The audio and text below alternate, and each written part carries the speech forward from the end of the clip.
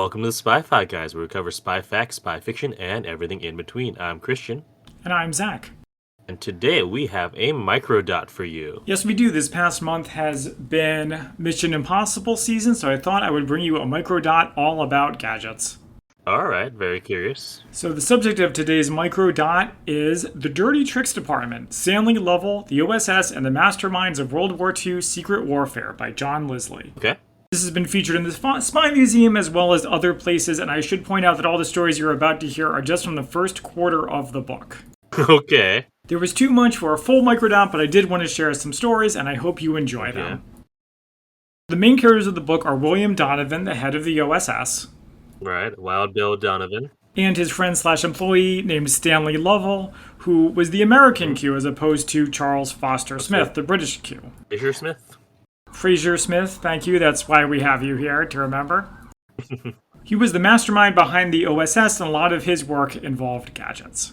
Okay. Before we get to all the gadgets, we have my favorite story from the book that I wanted to tell you now. Alright.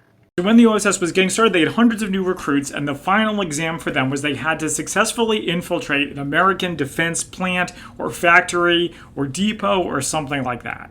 Interesting, okay. So if they successfully got the material and got out without being caught, they could join the OSS as an agent. The FBI complained about it all the time, but they still did. I can imagine.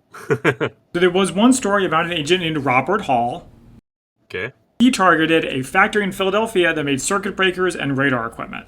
So in order to get into this defense plant, Robert Hall decided what he was going to do was interview for a job. He was get a tour, see all of the security flaws, vulnerabilities, and then get what he could get.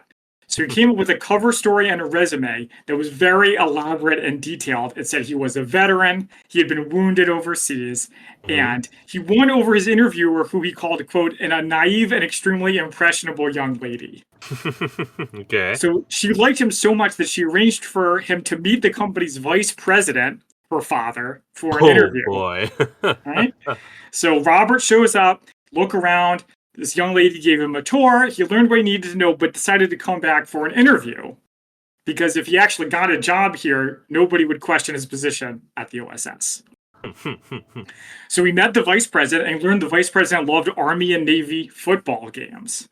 Okay. Now, Robert was the son of a Navy grad. He had seen every game for the past 20 years. So he was basically best friends with the vice president right away. The vice president invited him to lunch, and Robert went to the factory cafeteria. They entered to the sound of several thousand workers singing "God Bless America," because there was a war bond rally taking place that day at the factory cafeteria.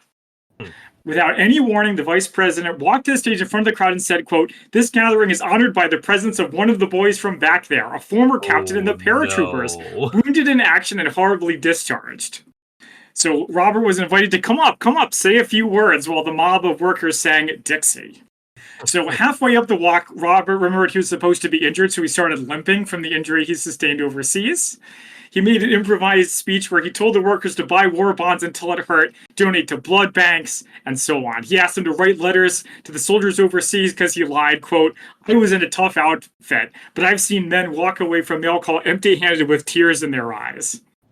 He limped off to a standing ovation. Quote, "There wasn't a dry eye in the house," he recalled with pride. The local newspaper ran a story about him the next morning. War bond saw a spike overnight, but he never showed up for his job on Monday. Wow. Right. That's great. So going back to Stanley Lovell, he formed a permanent laboratory to test weapons at the Congressional Country Club in Maryland. And the golf course was turned into, quote, "a hazardous wartime training ground." Now, do you know if that golf course is still there? I don't see why it wouldn't be, but I haven't gone back and looked it up. That'd be interesting. OSS veteran Al Johnson said, quote, "We literally just blew the place up."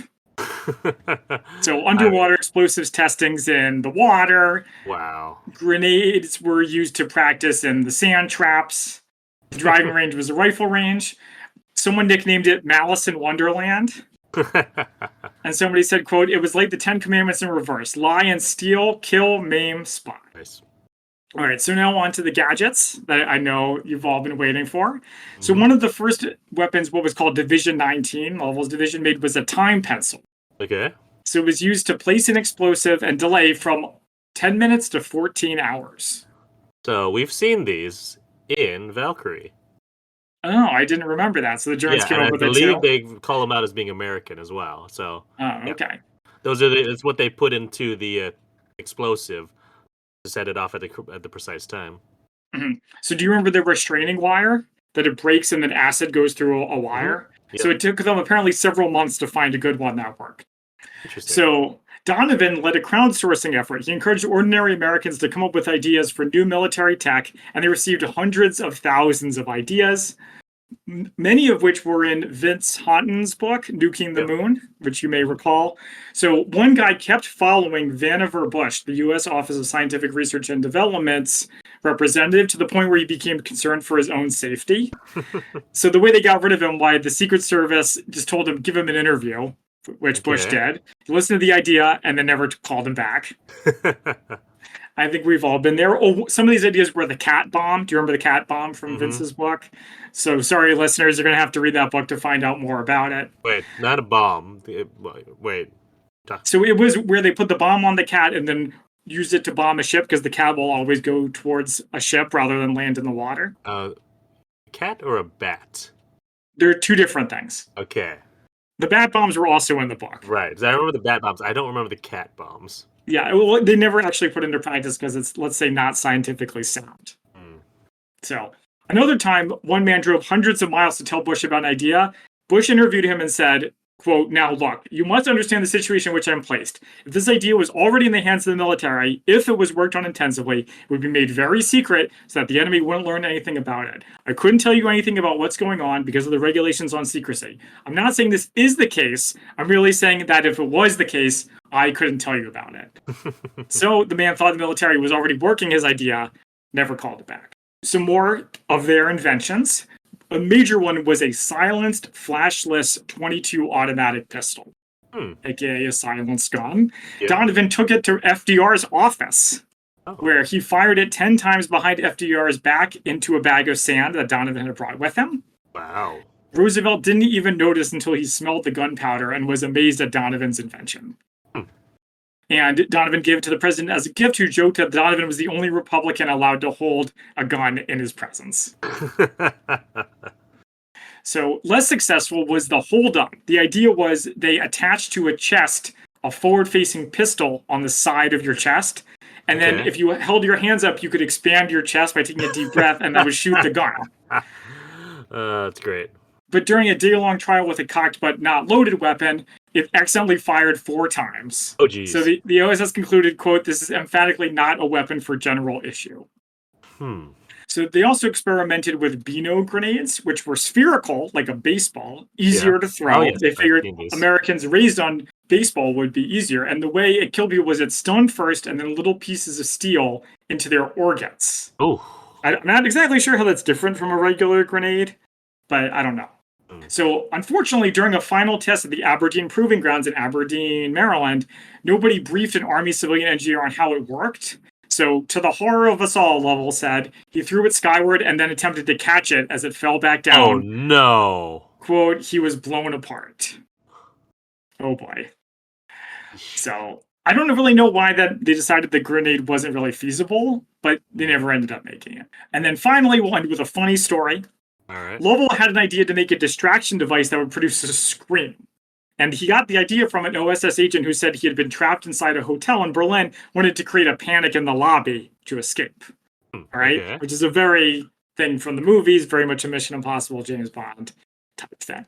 So they created what's called the Heady, a small tube filled with gallic acid and potassium chlorate. So they're chemicals that when burned together, they form a volume of gas that needs to leave through a narrow aperture, like blowing a whistle. So it's gas expanding quickly and create a screech. And it was named after Hedy Lamarr, not because she screamed in movies, but because she was so beautiful she created panic wherever she went. Created it. I don't know if they ever used it. I don't remember that from the book. But then during a briefing of Division 19's various gadgets to the Joint Chiefs of Staff, which for those of you unfamiliar, they're all the highest ranking generals in the Department of Defense. Lovell decided to activate one stealthily in a metal trash can. But the problem is the metal trash can combined with the metal room made it far louder than it was supposed to be. Oh, geez. So Lovell says, quote, "To my surprise, I saw 2- and 3-star generals clawing and climbing to get through the room's single door." Wow. When it was over, Donovan pulled Lovell aside and said, "Professor Moriarty," which was his nickname for Lovell, "Professor Moriarty, we overdid that one, I think." And they were never again asked to give a presentation to the Joint Chiefs. Wow, yeah. Also, just an aside about Hedy Lamarr, you know, obviously she was a famous actress, but also brilliant scientist. I believe she created some of the technologies that became the founding for the basis of Wi-Fi and Bluetooth. Yes, that's right. And she served in the military too. That's where she did it, right? I'm not sure about that part, actually. Right. So anyway, so that is the Dirty Tricks Department, Stanley Lovell, the OSS, and the Masterminds of World War II, Secret Warfare by John Lisle. I definitely recommend. I like that, and I'm curious to learn. Actually, so one of my favorite OSS gadgets, or I think it's of that era, is like the gun glove where you like activate it by punching someone and it blows them. Whoa, that was not in the book. They have some of those in the Spy Museum. I believe it's on the floor, right across from the ice pick. But it was also featured in the movie *Inglourious Bastards*. Like I've seen them before, but I'd never seen them in action until that movie. So let me know if you read more about that. I also want to say, just to tie this further back into the Mission Impossible realm, for reasons that I will not get into here, it seems like the next movie they're going to have to end up using a lot more low-tech solutions for things. So I would love if they brought back some old like OSS era gadgets. Like the hold up. Yeah, or the anything really, any of these things or proven versions of them at least. That would be great. And when they do, we will be covering here on the Spy-Fi Guys. Thank you for joining us. You can find us on social media at the Spy-Fi Guys on Facebook, Twitter, and Instagram, and our merch store at redbubble.com. Until next time, I'm Zach. I'm Christian. And we are the Spy-Fi Guys signing off.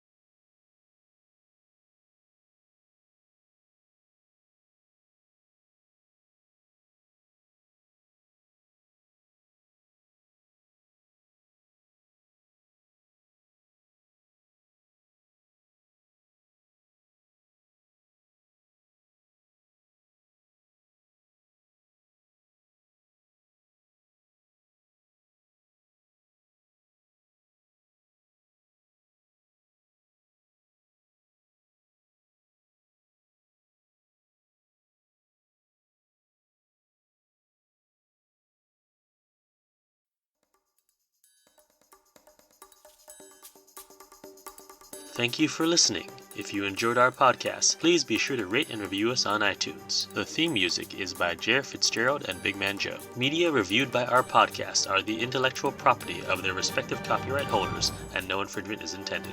This is a personal podcast. Any views, statements, or opinions expressed in this podcast are personal and belong solely to the participants. They do not represent those of people, institutions, or organizations that the participants may or may not be associated with in a professional or personal capacity unless unless explicitly stated.